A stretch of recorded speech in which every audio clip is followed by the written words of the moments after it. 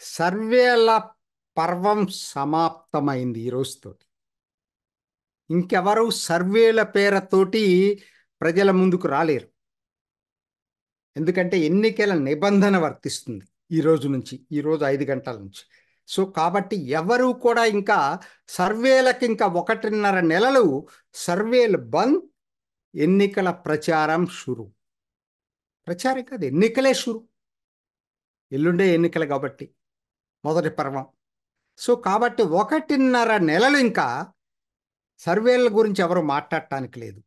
ఎన్నికల గురించి, ఎన్నికల ప్రచార సరళ గురించి, ఆ నియోజకవర్గాల్లో ఎలా ఉండబోతుందనే దాన్ని బట్టి మాట్లాడగలరు తప్పితే మేము ఈ సర్వే చేసాం, వీళ్ళు గెలుస్తారు, వీళ్ళు ఓడిపోతారని చెప్పడానికి అవకాశం లేదు. అందుకనే అన్ని సర్వే సంస్థలు, తప్పని నేను అన్నాను, అందుకని ఏం చేశారు వాళ్ళు, అన్ని సర్వే సంస్థలు నిన్నటికి నిన్న ఫైనల్ సర్వే ప్రకటించారు. నిన్నే వచ్చేసినాయి ఫైనల్ సర్వే రిజల్ట్స్ అన్నీ కూడా. అన్ని సంస్థలు, పెద్ద పెద్ద సంస్థలు కూడా తిరిగి మళ్ళా సర్వేలు చేయటం జరిగింది. మీకు చాలా చూసుకోండి, మొత్తం ఇండియా టీవీ సర్వేలో కానీ, తర్వాత చాలా న్యూస్ ఎక్స్, తర్వాత ఏబీపీ సి ఓటరు, చాలా ఒకటి కదా times now, every one has కమ్అట్ with a final survey నిన్న ఇవాళతోటి. ఎందుకంటే ఇక చేయటానికి లేదు కాబట్టి. కాబట్టి ఈ సర్వేల సారాంశం ఏంటి అది కూడా మనం చూసుకోవాలి కదా. ఇన్ని సర్వేలు వచ్చినాయి కదా, ఇన్ని సర్వేలు అన్నీ ఒకటే చెప్తున్నాయండి, మోడీ మూడోసారి అధికారంలో రావటాన్ని గురించే వాళ్ళు మాట్లాడట్లా. ఈ సర్వేలన్నీ చర్చ ఏంటంటే మోడీకి ఎన్ని సీట్లు రాబోతున్నాయి, ఆయన ఏదైతే లక్ష్యం నిర్దేశించాడో 400 పైగా ఎన్డీఏకి వస్తాయా లేవా, బీజేపీకి 370 వస్తాయా లేవా, దీని మీదే చర్చ నడుస్తుంది ఇన్ని రోజుల నుంచి. ఎందుకంటే సర్వేలు అన్నీ కూడా 2019 కన్నా బీజేపీకి, ఎన్డీఏకి ఎక్కువ సీట్లు వస్తాయని ఆల్మోస్ట్ అన్ని సర్వేలు చెప్పినాయండి. ఇక సర్వే కాకుండా ఊరికినే మోసపూరితంగా పెడుతుంటారు ట్విట్టర్లోనూ లేకపోతే యూట్యూబ్లో, వాళ్ళని వదిలిపెట్టేస్తే ఏ సర్వే అయినా చెప్పింది ఇదే. అంటే అర్థం ఏంటి, 2024 ఎన్నిక డన్ డీల్ అండి. అది ఎన్నికే కాదు, ఎందుకంటే డన్ డీల్, మోడీ తిరిగి ప్రధాని కావటం అనే దాని మీద ఆ ఎవరు గెలుస్తారు ఎవరు గెలుస్తారనే ఉత్సుకత ఇంకా లేదు. ఇప్పుడు చర్చ అంతా ఏంటంటే మోడీ గెలవటం ఏ స్థాయిలో గెలుస్తాడు, అంత తప్పితే వేరే లేదు. సో కాబట్టి ఈ నేపథ్యంలో జరిగే ఎన్నికల ప్రచారం అది మర్చిపోవద్దు. ఒక్కసారి మీరు గుర్తు చేసుకోండి, 2014లో జరిగినటువంటి ఎన్నికలు పెద్ద మార్పు కోసం జరిగినాయి. చాలా పెద్ద మార్పు కోసం యువత కూడా ముందుకొచ్చి మోడీకి ధీటుగా నిలబడి, వెన్నుదన్నుగా నిలబడ్డారు ఆ రోజు. కుంభకోణాలతో కూరుకున్నటువంటి యూపీఏకి వ్యతిరేకంగా మోడీకి అనుకూలంగా మార్పు కోసం ఓటు వేశారు ఆ రోజు 2014. 2019కి వచ్చేసరికి అసలు జాతీయ భావం ఉప్పొంగింది.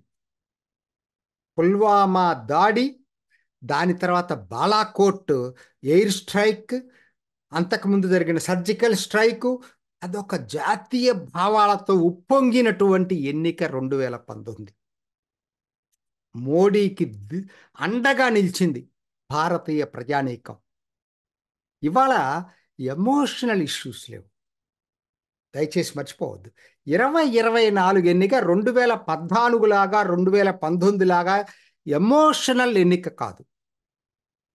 జరిగిన అభివృద్ధి ఇంకా వేగంగా, ఇంకా విస్తృతంగా, విస్తారంగా జరగటానికి మోడీకి అధికారం ఇవ్వబోతున్నటువంటి ఎన్నిక, స్పష్టమైనటువంటి ఎన్నిక. కాబట్టి ఇది పూర్తిగా కన్స్ట్రక్టివ్ ఎన్నిక, ఎమోషనల్ ఇష్యూస్ లేనే లేవు దీంట్లో. అంటే ఇది నేను చెప్పటం కాదండి, ఇది మాట జనంలో ఉన్న భావన ఇది. ఈ నేపథ్యంలో ఎన్నికలు జరుగుతున్నాయి. అందుకనే మీరు చూడండి, బీజేపీ ఎన్నికల మేనిఫెస్టో ఓ ఆత్మవిశ్వాసంతో రిలీజ్ చేసినటువంటి ఎన్నికల మేనిఫెస్టో. వాళ్ళ ఎన్నికల మేనిఫెస్టోలు 2014, 2019తో పోల్చుకున్నా కూడా 2024 ఎన్నికల మేనిఫెస్టో సంకల్ప పత్ర ఏదైతే బీజేపీ రిలీజ్ చేసిందో ఇది అభివృద్ధికి కొనసాగింపుగా జరిగేటువంటి సంకల్ప పత్రం. No emotional issues. వాళ్ళు చెప్పినయే తిరిగి పూర్తి కానీ ఏదైనా ఉంటే పూర్తి చేస్తూ ఉన్నారు. యూసీసీ కొత్తగా చెప్పింది ఏం లేదు, ఆల్రెడీ వాళ్ళు ఎప్పటి నుంచో చెప్పుకుంటా వస్తుందే, దాన్ని మేము అమలు చేస్తామని చెప్పారు. కాకపోతే కొన్ని వన్ నేషన్ వన్ ఎలక్షన్, ఎందుకంటే ఎప్పుడు ఎన్నికల్లో దేశం ఉండటం అనేది మంచిది కాదు. ఎందుకంటే ఇప్పుడు ప్లాంక్ అంతా అభివృద్ధి మీదే కదా, మొత్తం ఎన్నికంతా అభివృద్ధి మీదే కదా. అందుకని అభివృద్ధి అంశంగా జరిగింది కాబట్టి 10 సంవత్సరాల్లో మేము ఏం సాధించాం, వచ్చే 5 సంవత్సరాల్లో ఏ విధమైనటువంటి అభివృద్ధి దిశగా తీసుకెళ్ళబోతున్నాం భారత్ని. 47కి మన అమృత కాల్ పూర్తయ్యే నాటికి 100 సంవత్సరాలు పూర్తయ్యే నాటికి భారత్ అభివృద్ధి చెందిన దేశంగా ఏ విధంగా తయారు చేయడానికి పునాదులు వేస్తాం. ఇప్పుడు వీటి మీదే జరిగినటువంటి సంకల్ప పత్రం అది.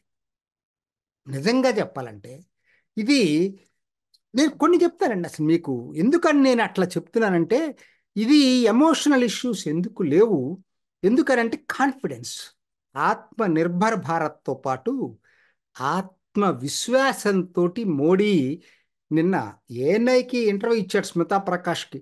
ఎంత ఆత్మవిశ్వాసంతో మాట్లాడాడు, ఎంత కూల్గా ఉన్నాడు ఆయన. ఎంత ఎన్నికల ప్రచారంలో అంత కూల్గా ఉన్నాడు. అదొక్కటే కాదండి, నేను 2-3 ఉదాహరణలు చెప్తానండి, మీకు ఎక్కువ అవసరం లేదు, ఎందుకంటే నాకు ఉన్న ఈ వీడియోలో అన్ని చెప్పటం సాధ్యం కాదు కాబట్టి. జలజీవన్ మిషన్ ఈ టర్మ్లో పెట్టుకున్నారు, వచ్చే టర్మ్లో కాదు. అది యాక్చువల్గా చెప్పాలంటే ఎన్నికల తర్వాత ఎర్రకోటలో మొదలైంది జలజీవన్ మిషన్.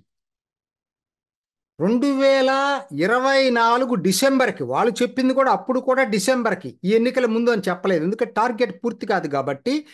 2024 డిసెంబర్ కల్లా ప్రతి ఇంటికి తాగునీరు అందిస్తాం, కుళాయి నీళ్లు అందిస్తామని చెప్పి వాగ్దానం చేశారు. 14 కోట్ల ఇళ్ళకి ఇవ్వటం జరిగింది. అదివరకు 3 కోట్లకు కూడా లేదు, కోట ఎంతో ఉందో అదివరకు, అంతే. 3 కోట్ల ఇళ్ళకి కూడా లేదు. దాన్ని అద్భుతంగా చేశారు. 2024 డిసెంబర్ కల్లా ఇంటింటికి తాగునీరు అందించబోతున్నారు. మరి ఈ ఎన్నికల పత్రంలో ఏం చెప్పారు తెలుసా? మార్పు ఇదొక్కటి చాలండి, మీరు ఏంటి ఏ దిశగా భారత్ పయనిస్తుంది అనేది.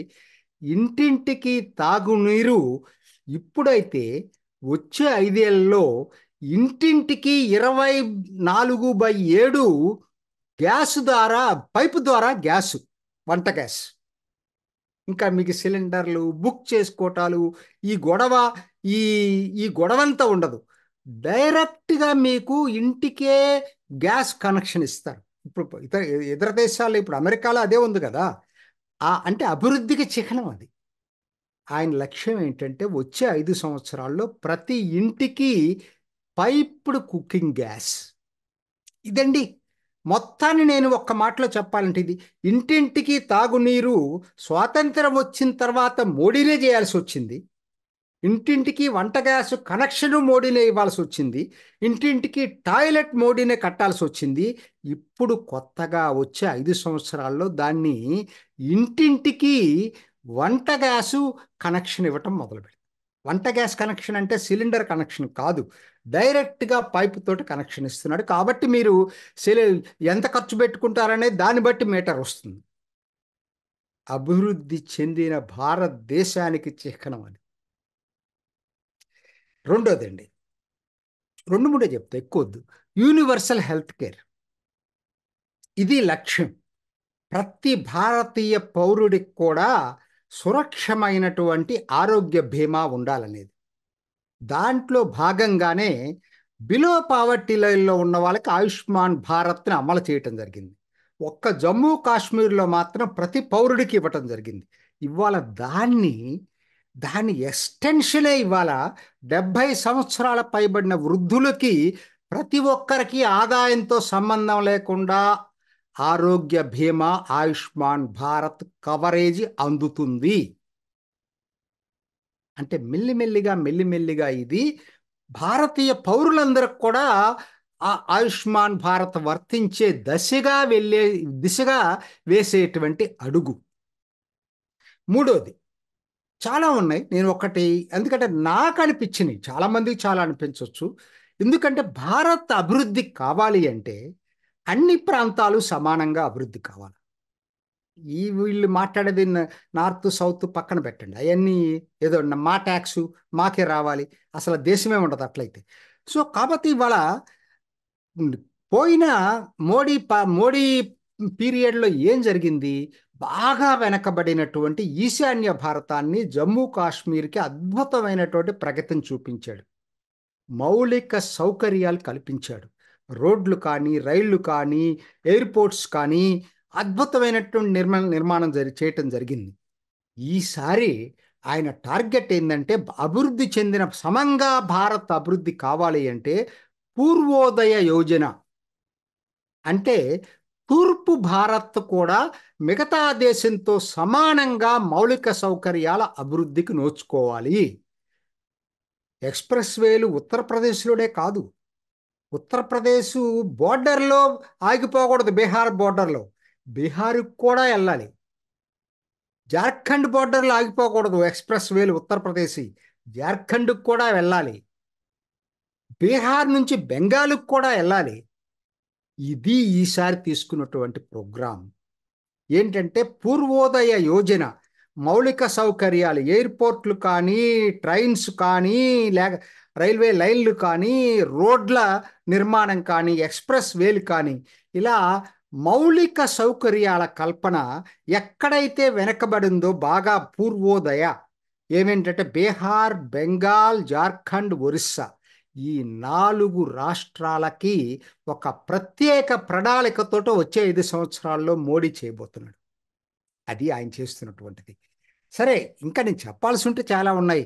ఎయిర్పోర్ట్లు, ఎయిర్వేస్ని గురించి ఇప్పుడు 74, 145 ఎయిర్పోర్ట్లు అయితే 150 దాకా అయినాయి అనుకుంటా ఎయిర్పోర్ట్లు. ఇంకా దాన్ని పెంచుతున్నారు. కొత్త మిషన్ ఏంటంటే ఇంటర్నేషనల్ ట్రాన్స్పోర్ట్ హబ్స్.